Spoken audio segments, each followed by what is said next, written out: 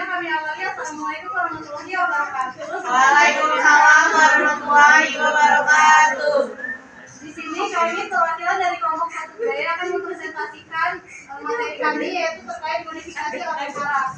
Di sini kelompok kami terdiri dari pertama ada rekan saya, Safsan Nuraliza, lalu ada Reni Septina Dewi, lalu ada saya sendiri yang Sari Bisari, selanjutnya ada Nurul Akifah Lutfiani, lalu ada Elvira Sesi Evilia, Alza Adista Putri, dan juga Anissa Husnul Fatimah. Untuk materi pertama akan disampaikan oleh rekan saya, yaitu Reni. Kepada Reni dipersilakan. Terima kasih Pak Jonathan. Ingin menyampaikan materi mengenai kuncup atau gema. Seperti yang tertulis pada saya, kuncup atau gema merupakan calon tunas dan rusun dari calon batang dan daun.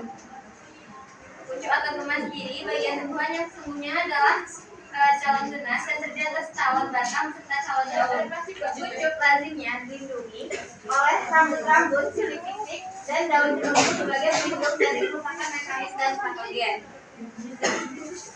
Tujuan dari adanya pelindung ini adalah agar tidak mudah rusak, dan saat kuncup mulai berkembang, maka pelindungnya pun akan runtuh. Kuncup tidak selamanya berkembang menjadi tunas baru. Terdapat jenis kuncup tidur atau kuncup laten yang tidak memperhatikan aktivitas kehidupannya. Nah, kuncup tidur ini akan bangun karena kondisi tertentu, seperti saat batang itu dipotong, maka kuncup tidur ini akan tumbuh. Nah, berdasarkan tempatnya, kuncup dibedakan menjadi 3. Yaitu yang pertama ada kuncup ujung atau terminalis yang terletak pada bagian ujung batang atau ujung cabang. Nah, kuncup ini akan berkembang menjadi calon ada kuncup ujung atau gema terminalis terletak di bagian ujung batang dan ujung cabang ataupun ujung ranting. Yang kedua ada kuncup ketiak atau gema aksilaris terletak di ketiak daun. Contohnya di sini dari batang singkong. Kuncup ini akan berkembang menjadi cabang baru, dan perkembangannya menjadi cabang dapat terjadi setelah daun yang di bawahnya gugur. Baru kemudian berkembang menjadi kuncup tidur. Karena jika tidak ada kuncup yang tidur, maka akan terbentuk terlalu banyak cabang. Mengingat bahwa biasanya setiap daun mempunyai sekurang-kurangnya 1 kuncup tidur.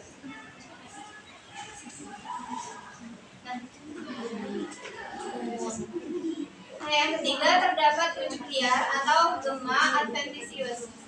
Gema adventitious ini terbagi lagi menjadi 3 jenis, yaitu pertama terdapat kuncup liar pada batang. Contohnya di sini ada pohon kakao atau Theobroma kakao.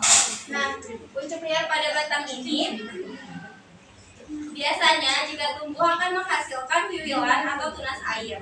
Kemudian yang kedua, kuncup liar pada daun. Contohnya di sini pada daun cacah bebek atau kawan Flopinata.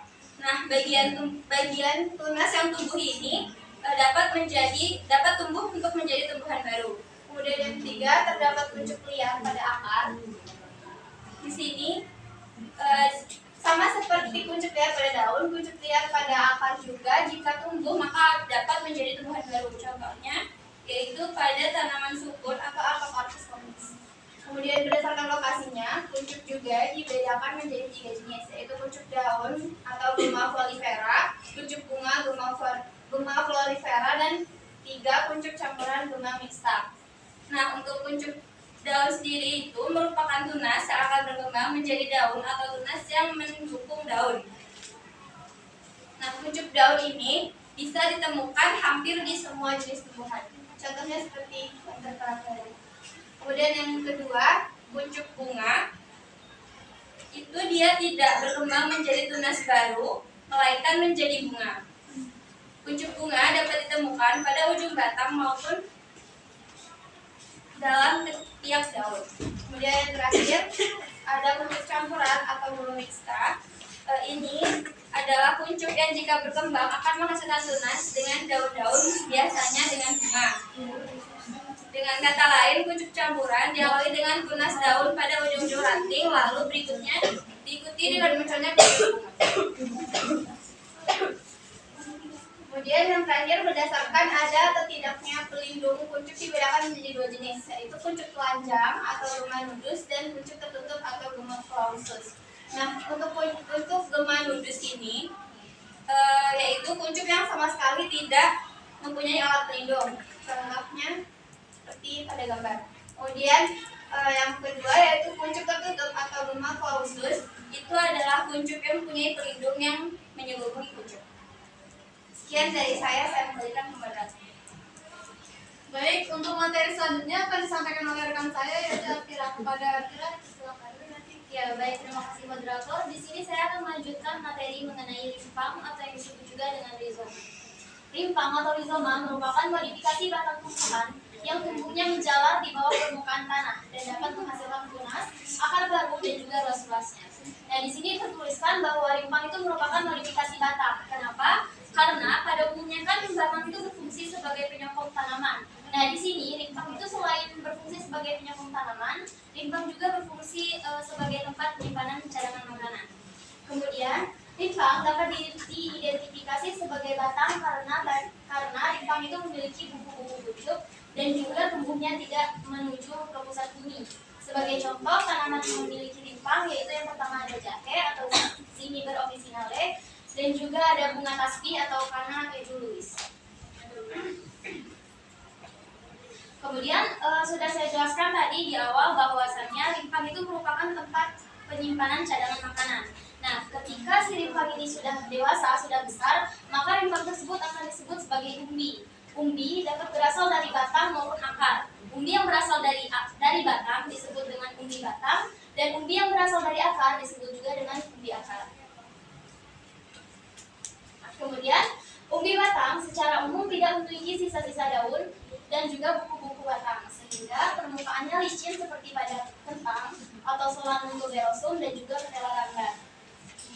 Adapun ciri-ciri batang yang masih terdapat pada umbi batang adalah terdapatnya mata tunas. Jadi kalau misalnya kita lihat kentang, pada tumbuhan kentang itu di permukaannya masih ada mata tunasnya. Sedangkan kalau umbi akar itu akan selalu berbentuk umbi telanjang karena tidak memiliki ciri-ciri batang. Berdasarkan jenis akarnya, umbi akar itu akan dibedakan menjadi dua, yaitu umbi akar tunggang seperti lobak dan juga umbi akar sabu. Kemudian umbi batang dapat juga dijadikan sebagai alat perkembangbiakan karena telah dikatakan tadi bahwasannya pada permukaan umbi batang atau sebagai contohnya kentang itu terdapat mata tunas, di mana ketika mata tunas tersebut tumbuh maka akan membentuk individu baru. Yang selanjutnya yaitu mengenai umbi lapis. Umbi lapis itu merupakan modifikasi batang dan daun yang mengalami penebalan. Adapun bagian-bagian dari umbi lapis yaitu yang pertama terdapat subang, dan yang kedua itu terdapat sisik atau helaian-helaian umbi lapisnya. Kemudian yang ketiga itu terdapat kuncup, dan yang terakhir yaitu terdapat akar serabut. Kemudian berdasarkan sifat sisik-sisiknya, umbi lapis itu dibedakan menjadi umbi berlapis-lapis seperti yang terdapat pada bawang merah atau Allium cetra, dan juga umbi lapis bersisik yang terdapat pada bunga lili atau Lilium canthus. Baik, terima kasih. Saya kembalikan ke moderator. Baik, terima kasih Akira atas presentasinya. Selanjutnya akan dilanjutkan oleh rekan saya yaitu Salsa. Salsa dipersilakan. Baiklah, selanjutnya yaitu sulur atau spirus. Sulur ini adalah bagian tumbuhan yang biasanya menyerupai spiral dan berguna untuk membelit benda yang disentuhnya, yaitu untuk berpegangan saat tumbuhan ini berusaha mendapatkan penunjang untuk dapat naik ke atas. Alat pembelit atau sulur ini merupakan metamorfosis dari salah satu bagian pokok tumbuhan seperti pada daun, batang, maupun pada akar. Menurut asalnya, alat pembelit ini dapat dibedakan menjadi yang pertama itu ada cabang pembelit. Terlihat dari cabang atau tunasnya. Contohnya itu pada bunga aromatum menganting atau Antigonum hyposus, pada anggur atau Vitis vinifera, dan pada markisa atau Passiflora keluarga Angelaris. Yang selanjutnya itu daun pembelit. Dan daun pembelit ini adalah alat pembelit yang biasanya merupakan metamorfosis suatu bagian daun. Jadi bukan dari daun seluruhnya. Daun pembelit dapat berasal dari bagian daun, yaitu pada yang pertama itu ada berasal dari tangkai daun, contohnya itu pada daun klematis. Yang berasal dari ujung daun itu contohnya ada kembang sungsang atau gloriosa superba. Yang pada ujung ibu tangkai daunnya itu pada kacang kapri atau visum sativum. Yang selanjutnya itu berasal dari akar pembelit, yaitu akar yang berubah menjadi suatu alat pembelit. Contohnya itu pada vanili atau vanilla planifolia. Lalu sulur ini terdapat macam-macam bentuknya. Yang pertama itu ada sulur panjang, memiliki akar-akar yang berfungsi untuk menempelkan batang pada tiang panjang. Lalu yang kedua itu ada sulur buah atau cabang buah. Utamanya adalah membentuk buah dan digunakan untuk sumber bahan tanaman. Lalu ada tebu yang tidak memerlukan panjatan. Lalu yang ketiga itu ada sulur gantung, sulur yang tumbuh menggantung di permukaan kaju. Lalu yang selanjutnya itu ada sulur tanah atau sulur cacing, yaitu biasanya tumbuh menjalar di permukaan tanah. Baiklah, saya bacakan formula. Baik, terima kasih kepada Salsa atas presentasinya. Selanjutnya untuk materi piala itu akan disampaikan oleh rekan saya yaitu Anissa. Anissa, silakan. Baik, terima kasih moderator atas kesempatannya. Selanjutnya di sini ada piala. Beberapa tumbuhan pada bagian daun mengalami modifikasi sehingga membentuk menyerupai piala. Nah, piala ini merupakan modifikasi dari daun atau sebagian daun yang biasanya digunakan oleh tumbuhan insektivora dalam menangkap serangga.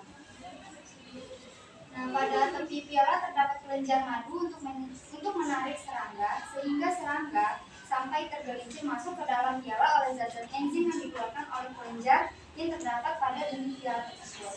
Nah, contoh tumbuhan yang memiliki bagian ini adalah manhumar atau Nepenthes ampullaria dan rumput gelembung atau Utricularia lesuosa. Selanjutnya di sini ada duri. Duri atau spina merupakan metamorfosis bagian-bagian pokok tumbuhan yaitu daun, batang, dan akar. Nah, duri pada tumbuhan berdasarkan asalnya dikelompokkan menjadi duri sejati dan duri tempel. Yang pertama ini ada duri sejati. Duri sejati adalah duri yang berasal dari metamorfosis bagian tubuh tumbuhan sehingga kedudukannya sulit ditanggalkan dan apabila ditanggalkan akan menimbulkan bekas luka. Lalu duri sejati menurut asalnya dapat dibedakan lagi. Yang pertama ada duri dahan atau Spina paulogenum. Di sini bagian tengah duri terdiri atas kayu yang bersambung dengan bagian kayu dalam batang. Contohnya pada bougainvillea. Ya, cukup sekian dari saya, Pak. Saya kembalikan ke moderator. Baik, terima kasih kepada Anissa atas presentasinya. Selanjutnya, materi selanjutnya akan disampaikan oleh rekan saya yaitu Alja. Kepada Alja dipersilakan. Baiklah, saya lanjutkan. Yang selanjutnya ada duri daun atau Spina philogenum. Jika duri merupakan metamorfosis dari daun, biasanya ada bentuk atau tunas yang keluar dari ketiak. Ini menandakan bahwa jenis ini berasal dari daun. Contohnya adalah tumbuhan kaktus yang tertera pada gambar. Lalu selanjutnya ada duri akar atau Spina rhizogenum, yaitu akar-akar menjadi keras dan mempunyai ujung-ujung yang tajam. Contohnya adalah pada tumbuhan bergili. Lalu yang selanjutnya ada duri daun penumpu atau Spina stipulogenum. Jika duri merupakan metamorfosis dari daun penumpu, seringkali terdapat dalam jumlah sepasang di kanan dan kiri suatu daun atau metamorfosisnya, yaitu contohnya adalah tumbuhan susun. Next, yang kedua ada duri yang tidak merupakan metamorfosis suatu alat, melainkan hanya merupakan semacam alat tambahan. Jadi hanya menempel di kulit. Oleh karena itu, duri di sini sering disebut duri kulit atau duri tempel, atau disebut akuleus. Contohnya adalah pada tumbuhan randu dan mawar. Sekian dari saya kembalikan ke moderator. Baik, terima kasih kepada Alja. Selanjutnya akan disampaikan oleh Nurul Afifah. Kepada Nurul silakan. Baik, selanjutnya ada materi mengenai alat tambahan atau organa aksesoria. Organa aksesoria adalah tumbuh-tumbuhan berupa alat tambahan pada permukaan batang, dahan, cabang, dan daun. Alat-alat tambahan itu memiliki fungsi yang berbeda antara satu dan yang lainnya. Yang pertama ada pelindung terhadap gangguan binatang, yang mana berupa duri-duri dan rambut-rambut yang gatal. Yang kedua, pendukung terhadap kekeringan, penguapan air yang berlebihan, berupa rambut-rambut misalnya pada kaktus. Yang ketiga, alat pemencaran atau dispersal biji, terdapat pada rambut-rambut pada biji misalnya pada biji kapas atau Doscium sp. Dan yang keempat yang berfungsi sebagai alat pernapasan yang berupa lining cell. Selanjutnya ada bentuk alat tambahan pada tumbuhan. Yang pertama namanya papila, yang mana penebalan dinding sel setelah keluar dan membuat permukaan terasa halus jika diraba, contohnya pada bunga telang. Yang kedua ada trikoma, yang mana rambut atau sisik yang mudah ditanggalkan. Yang pertama dari trikoma itu ada sisik bulu, yang mana bulu-bulu pipi yang menutupi batang, contohnya pada pakis haji atau sikas rupi.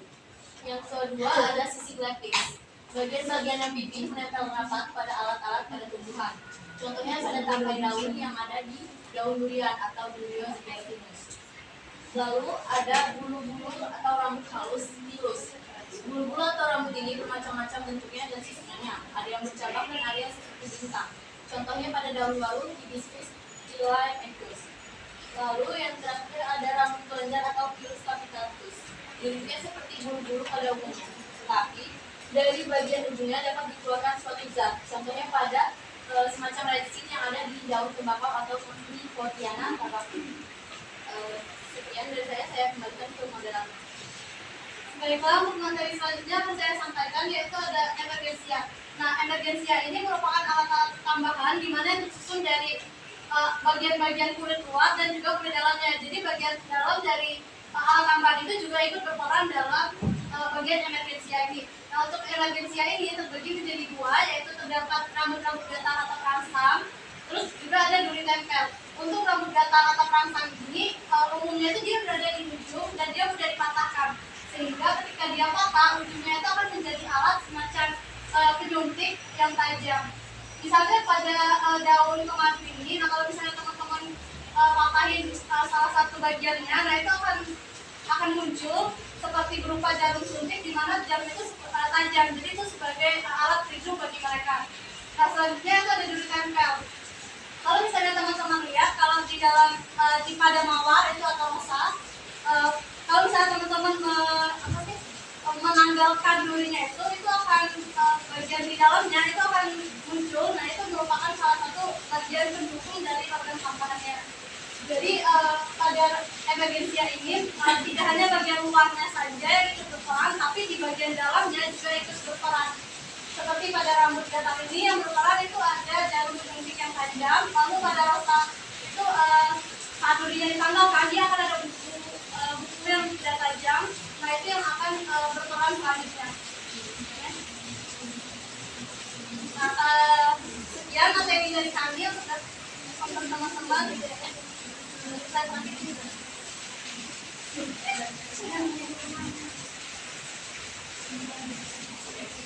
Oke, mungkin bagi teman-teman yang ada pertanyaan, dipersilakan untuk bertanya.